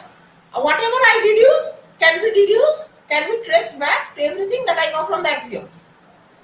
Is this axiomatic learning system helpful in deductive science? It is absolutely essential for deductive science. Is it true for inductive science? Well, it helps, definitely it helps. See, for example, even when you are doing inductive science, even when you are getting decision completely based on your data, if you have the proof, that definitely helps you. So, sir, I'm telling you something. Suppose you have two drugs. And you really want to compare their effectiveness. If medically or chemically, biologically, you can prove that this medicine is effective because it is doing something, it is creating this acid, it is doing this thing, because of that, it will be effective. So you have a theory for it, and then you actually apply it. You see, you apply that on a number of patients, and exactly you get the same thing. That basically makes your theory strong. That basically makes your deductive and inductive, both of the things become stronger. If the deductive method is supported by data, it is stronger. If the inductive method is being supported by a theorem, by a result, that becomes stronger, absolutely. So definitely both the things can be done. Most of the times, like in physics, chemistry, biology, that's why we have a theory as well as then we have the laboratory, we have the practical thing. Because we also want to verify whatever we learn from the theory, that is actually being implemented in the lab. That is actually something you can get in the experiment. But mathematics, most of the times in pure mathematics, you cannot see a real application or real use of that. You see what I'm saying? So of course, physics, chemistry, biology, you cannot say completely they are deductive or completely they are inductive. They are the combinations of both deductive and inductive. But sir, when we do an experiment, excuse me, excuse me, বলছি যে হ্যাঁ আরো আমাদের জেলার ছেলেরাও অনেকে রয়েছে, তো তারা কেউ একটু প্রশ্ন করুক, বাংলাতেও কিন্তু তোমরা প্রশ্ন করতে পারো, কোনো অসুবিধা নেই। অনেক করেছে, এবার কোনো বাদ দিয়ে একটু অন্য কেউ প্রশ্ন করো দেখি। স্টুডেন্টরা তোমরা এক্সকিউজ মি, স্টুডেন্টরা তোমরা যখন কথা বলছো আগে নিজেদের নামগুলো একটু বলে নাও তো প্লিজ। স্যার সৌম্যদীপ রায়। আচ্ছা বলো স্যার, মানে আমি একটু বাইরের টপিক থেকে একটু জিজ্ঞেস করছি, স্ট্যাটিস্টিক্স রিলেটেডই। বলো। মানে যেমন আমরা ফিজিক্সে কিছু ক্ষেত্রে দেখি যে অনেকগুলো পার্টিকেলের প্রপার্টি আমরা একসাথে কনসিডার করছি, সেখানে আমরা তিনটে টার্মকে মাত্র কনসিডার করি। একটা হচ্ছে মোস্ট প্রবাবল, একটা হচ্ছে রুট মিন স্কোয়ার, আর একটা অ্যাভারেজ। তো এখানে এই তিনটের মধ্যে কোনটা থেকে আমরা সব থেকে বেশি অ্যাকিউরেটলি বুঝতে পারি যে পার্টিকেল গুলোর ওভারঅল প্রপার্টি কি? এটা সরজিৎদার কোশ্চেন, অ্যাকচুয়ালি আমার নয়। এটা এটা তো ফিজিক্সের ব্যাপার, এটা মানে কোনটা ভালো এরকম কি বলা যায় কিছু? জানি না, সরজিৎদা উপরে আমি ছেড়ে দিলাম এটা অ্যাডজাস্ট করতে। ঠিক, এটা কোন প্যারামিটারটা চাইছো তার উপরে নির্ভর করবে। মানে কনক্রিট উত্তর দেওয়া খুব ডিফিকাল্ট যে এটা অ্যাকচুয়ালি সৌম্যদীপ। হ্যাঁ sir. Do you have my number? Yes sir. No sir. আচ্ছা, আমরা পরে কথা বলে নেবো এই ব্যাপারে, ঠিক আছে? একটু ডিটেইলে আলোচনা করে নেব তোমার সঙ্গে। Okay sir. ওকে। আর কেউ প্রশ্ন করবে? আর কোনো কোয়েশ্চেন আছে? আমার একটা কমেন্ট আছে, ডক্টর দাস অলরেডি বলেছে, আমি সৌম্যদীপের জন্য বলি, সেটা হচ্ছে যে do not look at the conclusion always. তোমার অবজেক্টিভের বেসিসে তুমি ঠিক করবে which one is your requirement. তো তুমি যখন কোনো একটা টার্গেটকে ফোকাস করে এগোচ্ছ, কোনো একটা প্রবলেমকে সলিউশনের দিকে বা প্রপোজিশনের দিকে যাচ্ছ, কিছু একটা প্রপোজ করতে চাচ্ছ, তো you must have some target. তো তুমি কোনটাকে ফোকাস করছো সেইটা তোমাকে ডিসাইড করতে হবে। ইটস নট দ্যাট যে তুমি কোনো একটাকে ফোকাস করলেই হবে, তাহলে সেটাকে প্রিডিটারমাইন্ড সায়েন্স বলে। মানে তোমাকে সবসময় এই নয় যে ইন্ডাকটিভ অ্যান্ড ডিডাকটিভ বোথ করতে হবে বা কোনো একটা করলে হবে না। দেয়ার আর অবজারভেশনস, তুমি প্রপারলি লজিক্যালি সেই অবজারভেশনসটাকে প্রেজেন্ট করতে পারছো, দ্যাট ইজ ইওর সায়েন্স। মানে সামবডি টোল যে 5 জনকে নিয়ে চাইনিজরা একটা ডাটা প্রেজেন্ট করেছে, চাইনিজরা বলেনি কখনো যে ওটা আলটিমেট। ওরা 5 জনের অবজারভেশনস দেখেছে, they bring it to the larger community of the scientific community. অনেক লোক যাতে জানতে পারে যে 5 জনের উপরে এইরকম অবজারভেশনস ওরা দেখেছে। নাও ওরা 5 জন করেছে, দেখবে এরকম করতে করতে আবার ইউরোপে 5 জন করলো, তারপরে আমেরিকাতে 5 জন করলো, ইন্ডিয়াতে 5 জন করলো, নাম্বারটা হয়তো 5000 দাঁড়ালো। তারপরে কিরণময় দাস যেটা বলেছেন যে সবগুলোকে একসাথে কম্বাইন করে তখন তুমি ডিডাকটিভ সায়েন্সে যাও। So that's the part of the or application of the statistics যেটা উনি বলতে চাইছেন বারে বারে। সো কোনো একটা ইন্ডিভিজুয়াল রেজাল্ট ধরে নিয়ে তুমি কনক্লুশনে পৌঁছে যেও না, সেই অ্যাপটিটিউডটা এখন থেকে তৈরি করো, that's most important. Thank you sir. Next question. একটা প্রশ্ন ছিল যে ধরুন এই যে উদাহরণটা পেলাম আমরা যে ভারতে হয়তো কয়েকটা টেস্টিং হয়েছে, অন্যান্য জায়গায় টেস্টিং হয়েছে, সবকটাকে কম্বাইন, ধরুন আমি ভারতে HCQ কাজ করবে কিনা সেটা দেখতে চাইছি, তাহলে কি আমি পুরো ইনফরমেশনটা নিয়ে কাজ করব? কারণ আমেরিকানদের জেনেটিক্যাল মেকআপ আমাদের থেকে আলাদা, হয়তো ইউরোপের ক্লাইমেটিক কন্ডিশন আমাদের থেকে আলাদা, তো এইগুলো মানে এত কিছু কনসিডার আমরা করব কি করে? মানে যখন এখন রিয়েল ওয়ার্ল্ডে যখন আমরা দেখছি তো মানে হয়তো হাজার হাজার ভেরিয়েবল রয়েছে, সবকটাকে আমরা কনসিডারই বা করবো কি করে, এলিমিনেটই বা করবো কি করে? So essentially the question tells you whether you can have a single solution for any question. এই জন্যই তো রিসার্চটা হচ্ছে, রিসার্চটা করতেই সেটা শেষ কথা তো কেউ বলতে পারবে না। আমরা প্রথমে দেখবো এটা আদৌ কাজ করছে কিনা, ইররেসপেক্টিভ অফ আমেরিকান ইন্ডিয়ান, জিনিসটা আদৌ কাজ করছে কিনা। যদি কোনো ক্ষেত্রে কাজ করে তখন দেখার চেষ্টা করা যাবে যে এটার কোনো জেনেটিক এফেক্ট রয়েছে কিনা বা কোনো এনভায়রনমেন্টাল এফেক্ট রয়েছে কিনা, সেগুলো পরপর রিসার্চের স্টেপ। কোনো কিছুই কিন্তু একদিনে বেরিয়ে তার শেষ কথা কেউ বলে দেবে না। Absolutely. It's a beginning. It's a beginning. It's a generation of data. Actually, it's a generation of data. Generation of data. Right. আচ্ছা স্যার, তাহলে আমরা কোন পয়েন্টে গিয়ে বলতে পারবো যে না আমরা এই কনক্লুড করেছি, এরপর আমরা অ্যাপ্লাই করা শুরু করতে পারি, আমরা অ্যাকচুয়ালি ভ্যাকসিনটাকে মার্কেটে আনতে পারি এই জায়গায়, সেটা আমরা কখন গিয়ে বলবো? কোন মানে ওর ক্রাইটেরিয়াটা কি? ধরুন আমরা 2 বছর ধরে পুরো ডেটা কম্পাইল করে অ্যানালাইজ করলাম, কোন পয়েন্টে গিয়ে আমরা বলবো যে আমরা শিওরলি জানি যে এটা ওয়ার্ক করবে, এবার এটা কাজ করবে এই জায়গায়? এই পার্টিকুলার স্পেসিফিক কোশ্চেনটা সেটা মানে ডক্টরদের এক্সপার্টাইজের উপরে ছেড়ে দিতে হয়, তাদের নলেজের উপরে ছেড়ে দিতে হয় অনেকটাই। হ্যাঁ, অভিজিৎ বাবু কিছু বলছেন বোধহয়। মৈত্রীদি হয়তো এটার একটা ভালো আনসার দিতে পারবেন, বাট আমার অবজারভেশনস বা আমার মনে হয় যেটা করা যায় সেটা হচ্ছে যে দেখো এখন অবধি বিভিন্ন ভাইরাসের এগেনস্টে বিভিন্ন ভ্যাকসিনস বেরিয়েছে, এবং সেটা করতে গিয়ে আজকে আমরা কোভিড এর জন্য এই ভ্যাকসিনেশন আবিষ্কার করতে গিয়ে যেই প্রবলেম ফেস করছি, আগে একসময় বিসিজির জন্য এই প্রবলেম লোকে ফেস করেছে, পোলিওর জন্য ফেস করেছে, সমস্ত ভাইরাসের জন্য ফেস করেছে এট দ্য বিগিনিং। তো সেটা করতে গিয়ে যখন একটা ভ্যাকসিন আবিষ্কার হয়েছে তখন কিন্তু তার কতগুলো স্ট্যান্ডার্ড প্রোটোকল ফলো করেছে।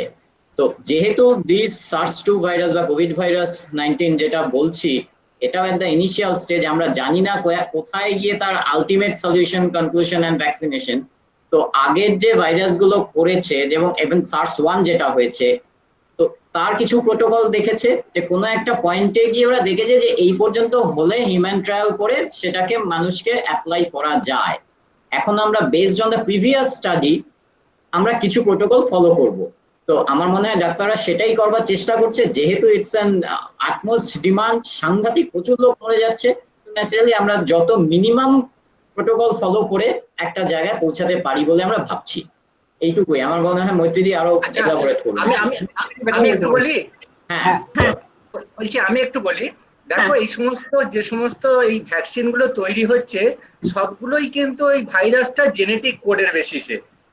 এবার ভাইরাসটা কোথাও মানে একটুখানি কোন একটা কান্ট্রি বদলাচ্ছে তো একটু মিউটেশন হয়ে যাচ্ছে। মিউটেশন মানে ধরো ওই লং চেনটা আছে, ওর মধ্যে কোথাও একটা অ্যামাইনো অ্যাসিড বদলে ফেলছে, তো তার জন্য একরকম ভ্যাকসিন হবে, অন্য একটা কমিউনিটির জন্য একরকম ভ্যাকসিন হবে। সো একটা জেনারেলাইজড ভ্যাকসিন হতে পারে যে ভাইরাসটার টোটাল যে সিকোয়েন্সটা আছে তার কোন পোর্শনটা অ্যাকচুয়ালি বদলাচ্ছে না, তার উপরে বেশ করে যদি একটা ভ্যাকসিন তৈরি করি, সেটা হবে ওয়ান সাইজ ফিট অল, মানে সব দেশে একই রকম ভাবে অ্যাপ্লাই হবে। তো সেখানকার স্ট্যাটিস্টিক্সটা একরকম হবে, একরকম ভাবে মেজারটা হবে। তো উল্টো ক্ষেত্রে যদি আমরা কমিউনিটি স্পেসিফিক ভ্যাকসিন করি, সেখানে ছোট ছোট টার্গেট করতে হবে যে লং সিকোয়েন্সটার বেসিসে ওই জোনটাতে, ওই কমিউনিটিতে কোন জায়গাটা কনজার্ভ, তো তার বেসিসে। তার মানে এই যে ডক্টর দাস বললেন যে লং স্কেল এক ধরনের স্ট্যাটিস্টিক্স হতে পারে, আবার একটা ছোট স্কেল স্ট্যাটিস্টিক্স হতে পারে। সো কখন কোন স্ট্যাটিস্টিক্সটা কোন জায়গায় ইমপ্লিমেন্টেড হবে সেটা একটুখানি বিচার করে সেই জায়গাটাকে অ্যাপ্লাই করতে হবে। তাছাড়া কি হবে যে এবার কনজার্ভ সিকোয়েন্সের সঙ্গে সঙ্গেও মানে জেনারেলি কি হয় যে ভাইরাসটা ক্রমাগত কোভিড-19 এর ক্ষেত্রে তো বলছেই এটা ফ্রিকোয়েন্টলি মিউটেটেড হচ্ছে। তো এবার যেমনই মিউটেশন হবে তেমনই তো ওর ভ্যাকসিনটাকেও চেঞ্জ করতে হবে, কারণ আমরা জানি যে ভ্যাকসিন মানে জেনারেলি অ্যাটেনুয়েটেড কন্ডিশনে ভাইরাসটা আমার শরীরে দেওয়া হবে। তো এবার যখন সেটা দেওয়া হবে তার মানে সেই জন্যই অনেকে বলছে যে এই ভাইরাসটার ক্ষেত্রে এটা একটা লাইফ টাইম হবে না, এটা প্রত্যেক বছরে হয়তো দিতে হবে। তার কারণ মেবি যে ওটাকে একটু একটু করে চেঞ্জ করতে হবে ওর সিকোয়েন্স অনুযায়ী। তো এই সবগুলোই নিশ্চয়ই আমার মনে হয় যে 3-4টে জায়গা থেকে এখন যেমন অক্সফোর্ডের একটা তৈরি হচ্ছে, আমেরিকা একটা হচ্ছে, আমাদের ভারত বায়োটেকও একটা বলছে। তো এরকম সবগুলোকে নিয়ে আমাদের, আমি জানি না তারপর কিরণমা হয়তো বলতে পারবেন যে স্ট্যাটিস্টিক্যালি অ্যাকসেপ্টেবল যেখানে, সেখানে কি গসিয়ান ডিস্ট্রিবিউশন থেকে দেখা হবে যে ওটার মধ্যে ম্যাক্সিমাম কতটাকে কভার করতে পারছে পপুলেশনে, সেইভাবেই হয়তো অ্যানালিসিসটা ফাইনালি করবে। মানে মোস্ট রিসেন্ট রিপোর্ট অনুযায়ী মোটামুটি দেয়ার আর 8 ড্রাগস, 8টা ড্রাগ নিয়ে এখন কাজ চলছে যেগুলো মোটামুটি 3rd and 4th stage of human ট্রায়ালে গেছে। মানে দেয়ার আর ডিফারেন্ট স্টেজেস, আর 4th stage is the final stage of human trial. মানে FDA is expecting next 2 months এর মধ্যে একটা দুটো হয়তো অ্যাপ্রুভাল আসবে, মানে আমরা ভ্যাকসিন হিসেবে পেতে পারি। It's a expectation, let's see, আমাদের ওয়েট করতে হবে আরো 2-3 মাস মিনিমাম, নট বিফোর দ্যাট। যদিও মানে হার্ভার্ড থেকে এট দ্য বিগিনিং মানে জানুয়ারি ফেব্রুয়ারি মাসে বলেছিল যে নট বিফোর 2021, 2021-এর মার্চ এপ্রিলের আগে মানে ভ্যাকসিন ফর্মে মার্কেটে আসা উইল বি ডিফিকাল্ট। বাট এরকম একটা ক্রিটিক্যাল সিচুয়েশন হয়ে যাবে, তারাও হয়তো তখনও আন্দাজ করতে পারেনি। বাট এখন পিপল আর ওয়ার্কিং ফাস্ট, আশা করছে যে নেক্সট 2 months এর মধ্যে FDA একটা অ্যাপ্রুভাল দিতে পারে, but we have to wait. মানে all are depending on the current reports. Let's hope for the best. আর কেউ প্রশ্ন আছে কারো? স্যার বলো, কি কোয়েশ্চেন বলো। how to prove 1 + 1 = 2? একটু জোরে বলো। একটু জোরে। এই কোয়েশ্চেন কি আজকের জন্য ঠিক হলো? না স্যার, আপনি স্যার শুরুতে বললেন না যে হ্যাঁ বলো। আপনি যে শুরুতে বললেন না যে 1 + 1 = 2, ওই প্রুফটা আমি ভাবছিলাম যে ওটাই যদি একটু দেখিয়ে দেন। ও বাবা, ওই প্রুফ এখন বুঝবে না, অনেক কমপ্লিকেটেড প্রুফ, কঠিন প্রুফ, ওটা খুব সোজা হলো কঠিন প্রুফ। আরো 5 বছর পরে বুঝতে পারবে যদি ম্যাথমেটিক্স নিয়ে পড়ো, তাহলে রাদার যদি নাম্বার থিওরি নিয়ে কখনো পড়ো তাহলে জানতে পারবে। ওটা খুব কঠিন, ওটা অনেক কিছু লাগবে ওটার জন্য। দেখতে খুব সোজা কিন্তু ওগুলোর প্রুফ খুব কঠিন। সবকিছু প্রুফ আছে। 2 + 3 স্যারের ইমেল আইডি তো তোমার কাছে রইলো, এরপর তুমি যদি ম্যাথমেটিক্স বা স্ট্যাটিস্টিক্স নিয়ে পড়ো তাহলে স্যারের কাছে যোগাযোগ করে নেবে, তাহলে পরে সেটা নিয়ে বলা যেতে পারে। একদম। সেটা এখন প্রুফটা না জেনেও তোমার কোনো অসুবিধা হচ্ছে না অঙ্ক কষতে। Any other question from anyone? কাঞ্চিরাম, তুমি পরে স্যারের সাথে যোগাযোগ করে নিও। হ্যাঁ খুশি, বলো। হ্যাঁ, যদি একটা স্ট্যাটিস্টিক্যালি অ্যাপ্রুভড আমেরিকায় ভ্যাকসিন বেরোয়, তাহলে সেই ভ্যাকসিনটা কি ইন্ডিয়াতেও স্ট্যাটিস্টিক্যালি অ্যাপ্রুভড হবে? এটার কি কোনো চান্স থাকতে পারে? এর চান্স থাকতে পারে বলতে বুঝলাম না, মানে তুমি বলছো ওটা অ্যাপ্লাই করা যেতে পারে কিনা? হ্যাঁ, মানে যেটা আমেরিকায় স্ট্যাটিস্টিক্যালি অ্যাপ্রুভড, সেটা তো অন্য জায়গায় স্ট্যাটিস্টিক্যালি অ্যাপ্রুভড নাও হতে পারে। মানে স্ট্যাটিস্টিক্যালি অ্যাকসেপ্টেবল। অ্যাকসেপ্টেবল বলছো, হ্যাঁ সেটা তো হতেই পারে।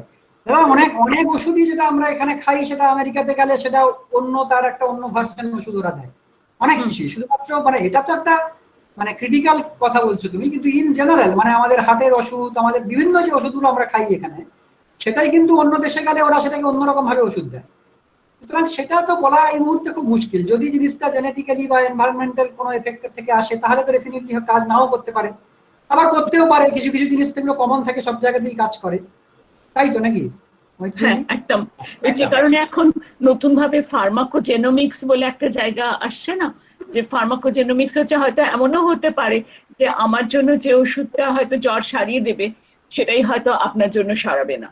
তো কাজে আমাদের জিন সিকোয়েন্স অনুযায়ী হয়তো ওষুধগুলো আগামী দিনে ডিজাইন হবে। পার্সোনালাইজড মেডিসিন বলছে ওটাকে। একদম একদম ঠিক, পার্সোনালাইজড মেডিসিন। Anyone else? আর কারো প্রশ্ন আছে? যদি না থাকে তাহলে আমরা মোটামুটি কনক্লুশনের দিকে পৌঁছাবো। রাদার মানে কনক্লুশন বলবো না, এই সেমিনারে আজকের জন্য থামবো এখানে। আমাদের আলোচনা নিশ্চয়ই বহাল থাকবে, টাইম টু টাইম আমরা কোশ্চেন পাবো এবং ডক্টর কিরণময় দাসের সাথে ইন্টারঅ্যাক্ট করবো, এবং তোমরাও ওনাকে লিখতে পারো এই সেমিনারের রেফারেন্স দিয়ে যে তোমাদের মনের মধ্যে যদি অন্য কোনো প্রশ্ন জেগে ওঠে। এন্ড আমি ডক্টর মান্না এবং প্রফেসর ভট্টাচার্যকে বলবো কনক্লুড করবো। আর যদি যারা খুব ভালো করে পড়াশোনা করবে, কয়েকজন তো স্ট্যাটিস্টিক্স খুব ভালোবাসে, তারা যদি 12 এর পরীক্ষার পর আইএসআই তে পৌঁছে যায় তাহলে ওখানে তো স্যারের সামনাসামনি দেখা হয়ে যাবে। না হলে এবছর আদৌ কিছু হবে কিনা কেউ জানে না। না, ওরা তো এবার 12 এ উঠলো, তাহলে আগামী বছরে হ্যাঁ ওদের এন্ট্রান্স গুলো আগামী বছরে হবে। তো যদি খুব ভালো করে পড়াশোনা করে, এবং অনেকে তো খুব অ্যাসপিরেন্ট যে আইএসআই তে যাবো বলে, তাদের জন্য বললাম এটা। আর তাছাড়া আমরা তো জেবিএনএসটিএস এ সবসময় ডক্টর কিরণময় দাসকে আমাদের সঙ্গে আনি, কাজে আমাদের সাথে আবার তোমাদের দেখা হবে তার সঙ্গে। আর আজকের জন্য কিরণময়কে অসংখ্য ধন্যবাদ। কিরণময় নিশ্চয়ই ক্লান্ত হয়ে গেছে এতক্ষণ কথা বলে বলে। না না, খুব ভালো লাগে এখানে, এইগুলো খুব সুন্দর লাগে, ছেলেদের এত ভালো প্রশ্ন থাকে এবং ওরা এত অ্যাটেন্টিভলি করছে। মানে এই সিচুয়েশনে যে আপনারা করছেন এটা মানে রেগুলার, খুব ভালো জিনিস। না, আমাদের তিনজনেরও লেকচারটা শোনা হলো, আমাদেরও ভালো লাগলো। না, এটা বাড়িতে বসেই হচ্ছে সব। হ্যাঁ সবাই। Thank you very much Sarajit. Thank you so much. Thank you everyone. Thank you. আচ্ছা ডক্টর দাস, আপনার ইমেল আইডিটা ওরা চাইছে, আমি জাস্ট স্পেল করে দিই, কিরণময় kiranmoy.das@gmail.com। একদম একদম। ওকে, থ্যাংক ইউ, ভালো থাকবেন। আমরা আজকে এখানে শেষ করছি। নমস্কার। হ্যাঁ, খুব ভালো ভালো ফিডব্যাক দিচ্ছে সবাই অলরেডি। আপনাদের কি আর কদিন চলছে নাকি আজকে শেষ? না না, চলবে এরকম মাঝে মাঝেই। আমরা মোটামুটি সপ্তাহে একটা করে করছি এখন। এই আপনার এটা ম্যাথমেটিক্স এর ফার্স্টটা হলো, এর আগে দুটো ফিজিক্স হয়েছে, দুটো কেমিস্ট্রি হয়েছে। এরা কি মানে বেশিরভাগ কলকাতার না বাইরেরও আছে? প্রচুর প্রচুর বাইরের আছে। হ্যাঁ, আমাদের মানে আমাদের জুনিয়র স্কলার যারা, আপনারা ইন্টারভিউ নিয়েছেন যখন তখন, তারাই আছে আর কি আমাদের, এরা আমাদের জুনিয়র স্কলার সবাই। তো কাজে ওরা ভীষণ পড়াশোনায় ভালো, আরো নিশ্চয়ই করবে ভালো আর আগামী দিনে। নিশ্চয়ই নিশ্চয়ই, সবই ভালো, সব রাইট স্টুডেন্ট করলেও ভালো লাগে। একদম সত্যি তাই। Thank you, thank you, thank you. ঠিক আছে, ওকে, থ্যাংক ইউ। হ্যাঁ হ্যাঁ, বাই বাই। Bye bye.